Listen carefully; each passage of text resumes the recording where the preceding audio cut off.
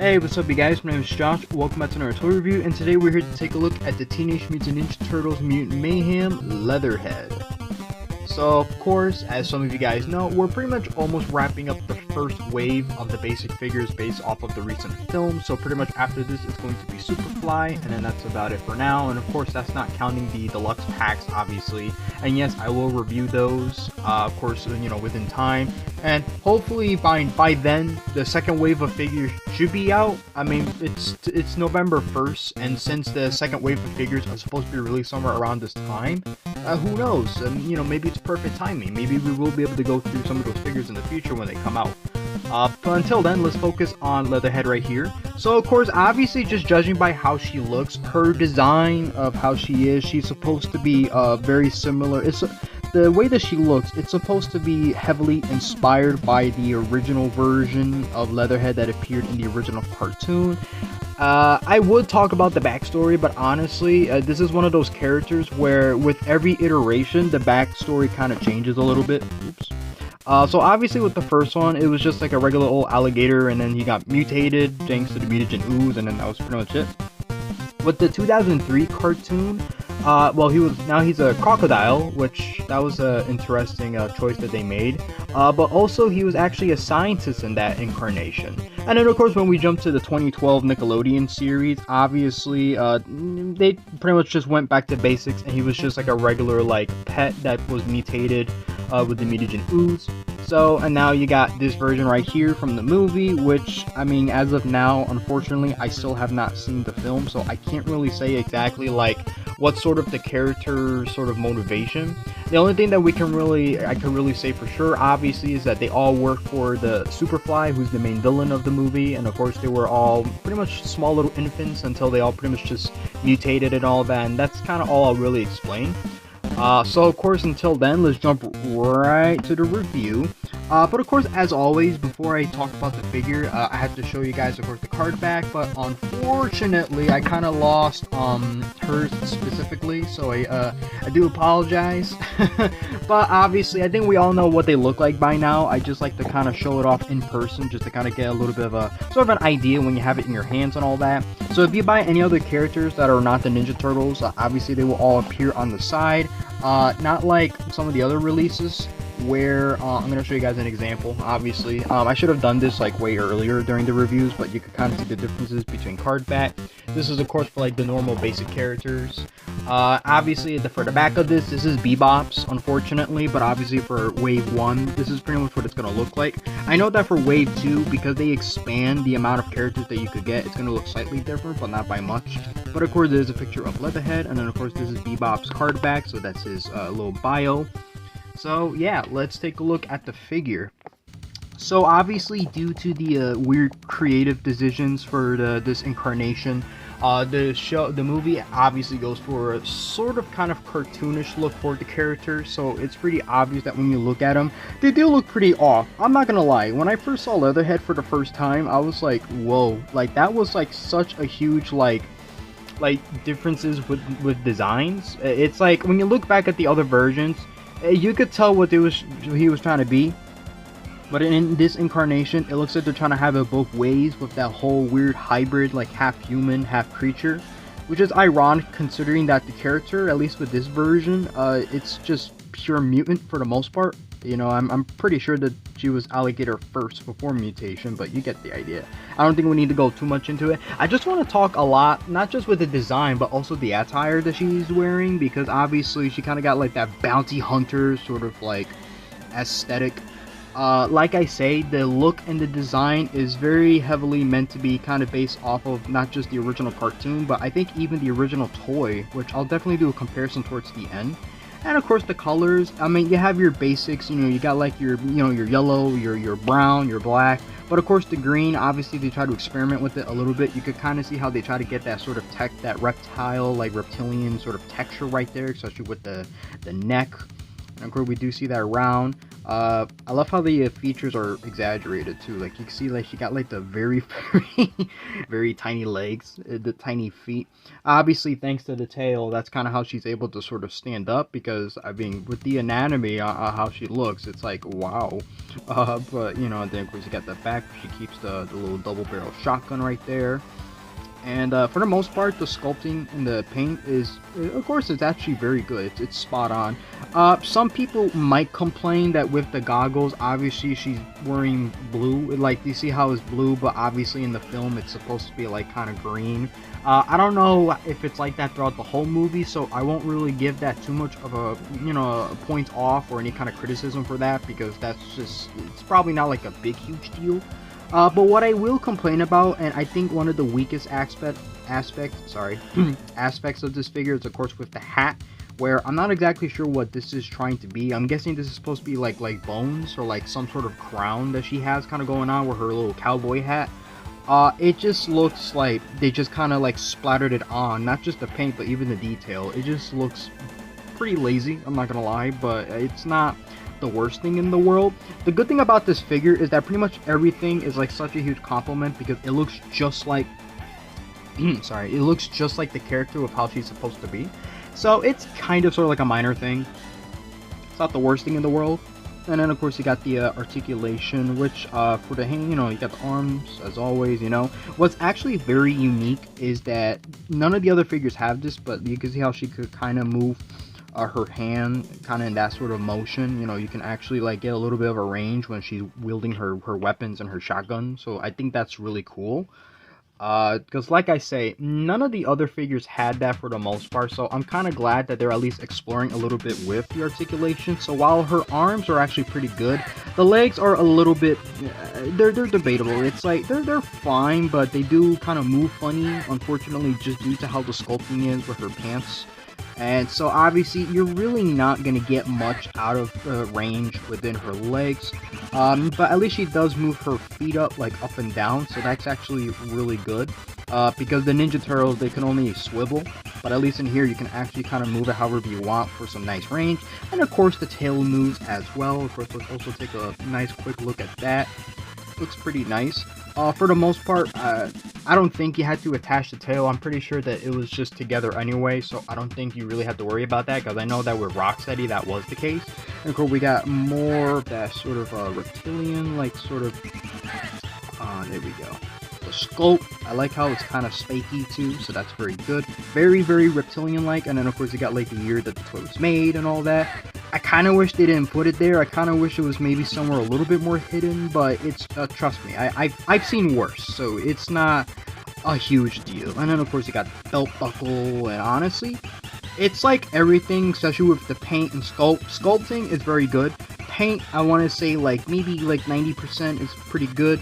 Obviously with the exception of that sort of ugliness with the hat. So at least she looks good looking in the front, but just looking from the side and then maybe a little bit towards the back, it's a little tiny bit of an eyesore, but it's not bad. She's actually still a pretty fun figure to have. I remember kind of looking at this and I was thinking, this figure, I'm not really feeling it, but now that I have the figure on hand, I could definitely say it's still a really cool, fun figure. But of course, we're not done yet, because we gotta talk about the accessories. So let me take that all out. So of course, there isn't really much, but these are pretty much all the accessories she comes with. Of course, they all come with the little battle rack, or little, whatchamacallit, the training racks. I'm pretty sure this one is hers, because I know that they're all pretty much the same, but with some slight differences. But I'm 99% sure that this is supposed to be hers exactly, only because of sort of the length of some of her weapons. Especially with the little fishing rod. But before I get to that, of course, let's take a look at the little knife that she has. So of course, you know, with her being a bit of a hunter, I'm gonna set my camera down just a little bit. Just gonna put it right there. Sorry, don't mind me, I just had to move everything out of the way, so you could kind of get a little bit of a nice look at how the knife is. So it has the nice little details around the handle and all that. It looks pretty unique. I like that it's not just like a generic knife. Like, it's not like Bebop's or Rocksteady's, you know, at least this one has like some little effort, you know, when it comes to like design and all that. Although I don't know if she actually does use this in the movie, or if this is just some kind of little funky weapons that, you know, weird little stuff that Playmates like to put out, because you know that they've always been known for doing that since like the very beginning of the toy line. So you get the idea. It looks pretty neat, of course, you know. You definitely get some Bounty Hunter vibes with that, so that's great. And then of course she has the weird little fishing rod, but if I'm being very honest with you, I don't really know exactly like what's how does this really translate well. It's like, I don't know.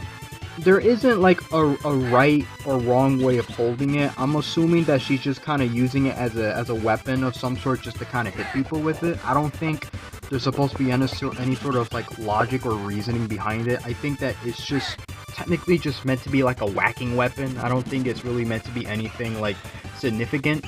And unfortunately, she doesn't really hold it all that well either. I don't really know what's the right and wrong way kind of holding it. I'm just gonna assume that this is supposed to be like a melee blunt weapon of some sort. So it's unfortunate, because I guess it's kind of a sort of cute little weapon, you know. And of course, it does have some nice details, so that's what I like about it, despite being like this sort of kind of bright orange. Of course, right there, and then you got the little bit of the kibble, or what you might call it, that extra plastic, which, you know, I mean, I know that there's ways of taking it off, so it's not too much of a huge bummer. But what I do like is that she actually does come with another shotgun, and what I like a lot about this is that it's pretty reminiscent of like the classic Leatherhead shotgun. They're almost similar in design, but not exactly. Sorry about my camera. I'm just gonna try and sort of zoom that. There we go. You know what it is, because I got good old Leatherhead in the way. So I guess now I should at least point out her main weapon that she uses, and it's of course a double barrel shotgun. I'm getting some like Evil Dead vibes with this. For any horror fans out there, I don't know if you guys ever saw Evil Dead, but you know, this is kind of what it reminds me of, and that's pretty much what it is. And of course, obviously, because I'm assuming that's her main weapon, because it's the only one that's colored. You got like this nice sort of like dark grayish silver color. I really do like how it looks. And it actually does fit pretty nicely on her hand. I mean, you kind of gotta fiddle with it a little bit, because she doesn't hold it perfectly, you know. You kind of have to be a little creative and be, you know, you kind of like that, yeah. That's sort of the vibes that you get with this figure. And luckily, thanks to that articulation, nice, that is perfect. You get like a nice, you know what I mean? Like, that's what you get, you know? And then, of course, obviously, when you kind of pull out her other shotgun, I mean, the only downside, it's kind of upwards, so it points at a pretty weird direction. Like, you see, yeah, like, just like that. So, that's the only bad thing about it. So, usually what I end up doing, I just put the shotgun, like, in her back sort of thing right here. You get the point. Yeah, I really don't like how she holds it. I mean, it's... yeah, I don't know, because we all know that when it comes to shotguns, those are pretty heavy weapons. You can't really carry them with like one hand unless it's something like the double barrel, but you get the idea. I don't know why, but this also reminds me of the Skullcracker weapon, which was like a DLC weapon you unlocked in the Resident Evil 4 remake. Just thought I'd kind of point that out. Doesn't look too bad now that I kind of fiddle with it with the other shotgun, but obviously this is your safe bet right here. My personal preference, I could put the shotgun in the back easily with no problem. Doesn't fall. Pretty good, actually. That's very nice. What I like to do personally, I like to pose them with the knife. That's how I usually pose her with on my shelf. And I think that actually does look very good, and I think that's pretty much what I'll also do for the thumbnail. And of course, last but not least, she also comes with a bear trap. It's pretty small, but it's still really, really nice, and I do like a lot that it comes with this figure. Let me get him out of the way.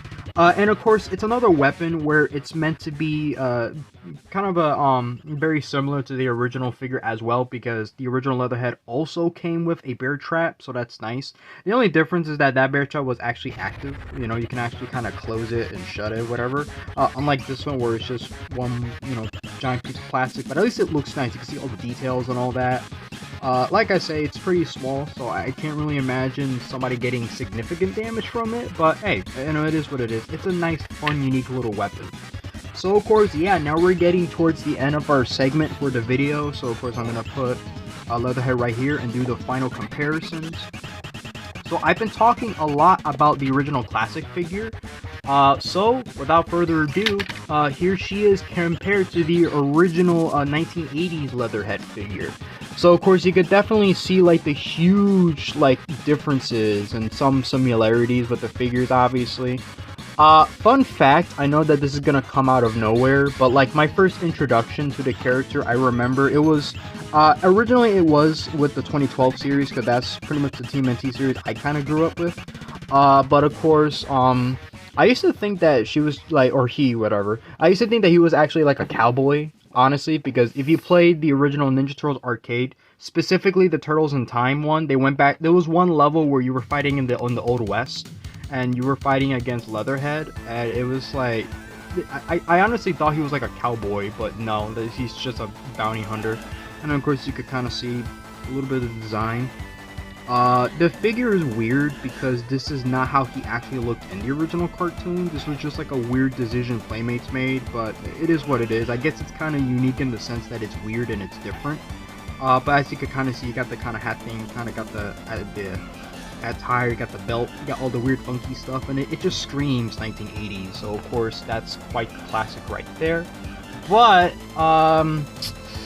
you know, I would bring out the 2003 Leatherhead, but unfortunately I do not have it. I actually do not own a 2003 TMNT Leatherhead, which is very unfortunate. One day I will, one day, not sure when, but I will get that figure one way or another. You know, if it doesn't break the bank, you know, because these, especially the 2003 Turtles, they're pretty pricey nowadays to find. Here he is, at least with the 2012 Leatherhead. So you can kind of see you got that evolution thing going on, even with the exception of the 2003 Leatherhead. So of course, yeah, that's kind of how he appeared in the series. You can see he has the longest tail pretty much out of everybody, as you can see here. And another thing, when you get the figure, you would have to like pretty much attach it. So as you can see, you had to kind of, there you go. So there you go, there's my mini review of this figure for when I review it in the future. And then of course we can't move on without showing off Superfly, which is of course the last figure for Wave 1, just to kind of give you guys a bit of a tease, because I am very excited to kind of review this figure, because he looks really fun. I mean, all these figures are fun for the most part, so I cannot complain.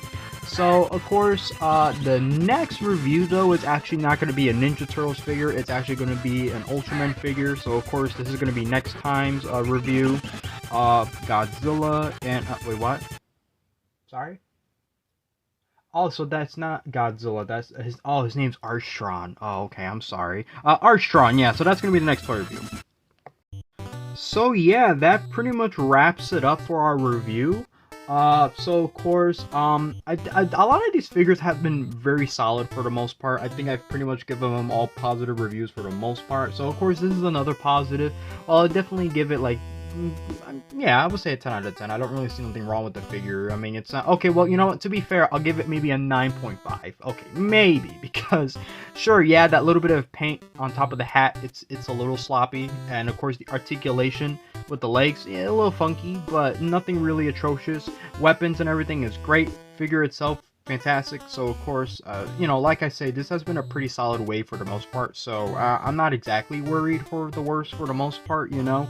And of course, this toy line is still not done. Even after wave 2, we're gonna get even more stuff, so that's fantastic. So until then, yeah, thank you guys for watching as always, and yeah, leave a like and subscribe if you want, and that's about it.